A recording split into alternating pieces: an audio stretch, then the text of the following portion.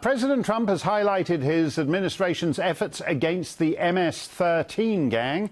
So, of course, the left now supports MS-13. Vox.com has published a video portraying the gang as a bunch of cute teenagers who ride bikes, listen to music, and work after-school jobs. When you think of the street gang MS-13, what do you see? Maybe something like this. Or this. But what if I told you the typical MS-13 gang member in the U.S. actually looks like one of these young men on Facebook? The MS-13 members that I've been following are working after-school jobs. They're living with their parents. They get around Long Island on bicycles. There's no indication that we're seeing a bigger surge of MS-13 than we'd seen in the past. So basically, MS-13, they're like high school valedictorians with machetes. Timothy Steyn is the District Attorney of Suffolk County on Long Island and the county's former police commissioner, and he joins us.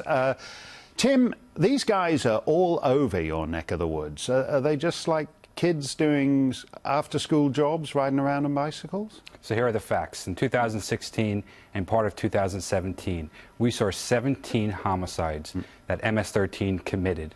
That's 17 homicides in just 16 months. 2 of those homicides were Nisa Mickens and Kayla Cuevas, 15 and 16-year-old girls from Brentwood High School. Another homicide was a quadruple homicide where 4 boys were chopped into little pieces in a park in Central Islip. This is an extremely dangerous gang. I would submit probably one of the most dangerous street gangs that we have in the United States. Thanks to law enforcement's efforts, since that time period, we haven't seen a single confirmed MS-13 homicide, and that's because of the great work of the men and women of law enforcement in Suffolk County. Now, you guys have a tough stomach for homicides, but even if you're familiar with finding dead bodies, what MS-13 do to their victims, where they actually chop off limbs and you find these guys dismembered and in pieces, these are some of the most vicious organized crime in the country, is it not? That's exactly right. When they commit a murder, they do it to send a message. They're incredibly brutal. One example, as I already noted, was the four boys in Central Islip. There are plenty other examples. When the 2 girls were murdered in Brentwood, when we first came upon the homicide scene, the injuries were so severe, we actually thought it was a hit and run because the head trauma was so significant. We need to take this gang extremely seriously, and that's exactly what law enforcement is doing across the country. And I applaud everyone's efforts. We're working together to target violent MS-13 gang members, and we're making a difference. Do you think it helps when someone like Vox.com, which has a lot of influence on the left, basically says, oh, sure, there's like some people who kill people in it, but there's a lot of just nice, cute kids there going along with it, as they might with any after-school activity?